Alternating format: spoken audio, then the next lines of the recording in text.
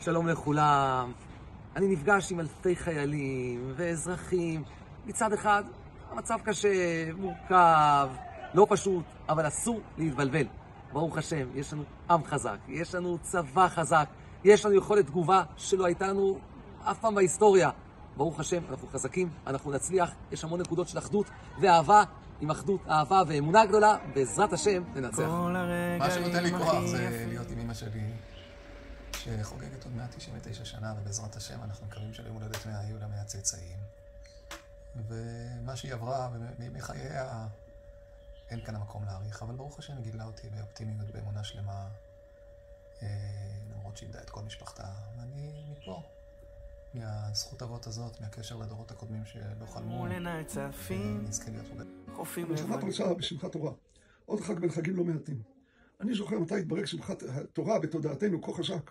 זה היה בעת ההתעוררות היהודית המרשימה כל כך, ההיסטורית כל כך, בברית המועצות.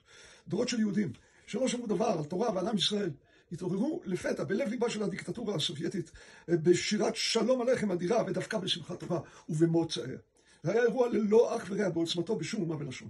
בסופו של יום השלטון הסובייטי נכנע והם הגיעו הנה אל תוך עמם. כשהם עשו זאת, לפני קרוב ל-60 שנה, שמחת תורה נצבע בצבע אחר לגמרי. החל מהשנה, שמחת תורה נצבע בצבע נוסף. צבע יפה מאוד. צבע שהרים אותנו בתחתיות הארץ של הגובה הלאומי שאנחנו נמצאים בו היום, וקודש בריך הוא אומר על בניו חביביו, ומשתכחים בצערה דלהון, ועסקים בשמחת תורה. תושבי גוש עציון יקרים ואהובים עד מאוד. ימים קשים עוברים על כולנו. גם 30 יום אחרי שבת שמחת תורה, קשה להתאושש מההלם והאובדן העצום. בנוסף לכאב העצום על המכה שספגנו, אנו כולנו דואגים וחרדים לבנינו ובנותינו, הלוחמים למגר ולהשמיד את כוחות הרשע והאופל שקמו עלינו לכלותנו. ולכאב ולדאגה מצטרף גם העלבון הגדול על הפגיעה הקשה במדינת ישראל האהובה שלנו, ועל חילול השם הנורא שהתלווה לפגיעה זו.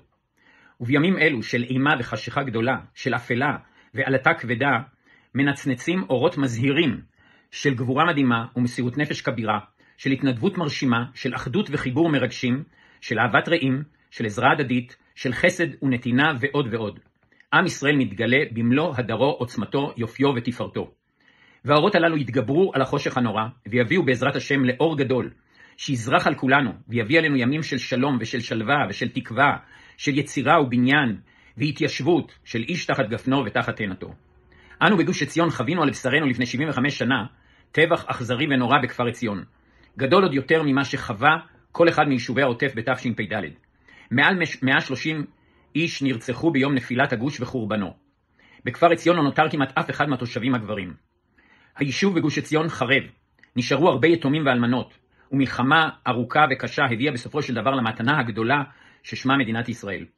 75 שנה לאחר מכן אנו חיים בגוש עציון שבו עשרות אלפי תושבים בעשרות יישובים, וכל הבניין הגדול הזה נבנה וצמח לתפארה, ובעקבותיו גם באה כל ההתיישבות ביהודה ושומרון, כולו בגלל מורשת כפר עציון ובגלל הטראומה הגדולה ומלחמת הגבורה שבאה בעקבותיה של יישובי גוש עציון בתש"ח ושל מדינת ישראל במלחמת השחרור.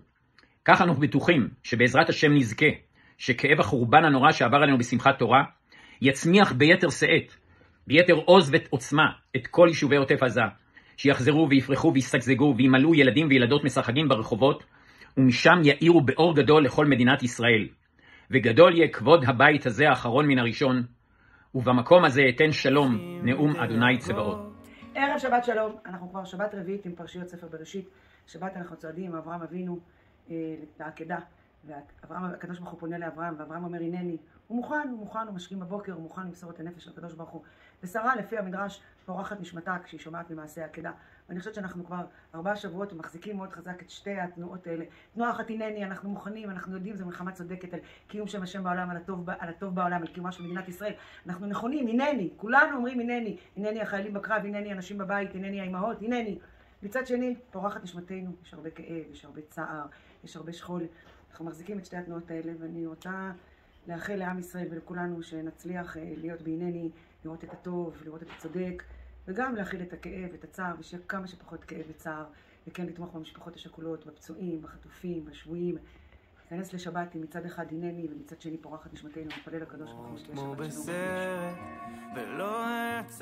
אנחנו מציינים 30 ימים של אבל כבד על המתים שלנו. אנחנו מציינים 30 ימים של דאגה לשבויים שלנו בעזה.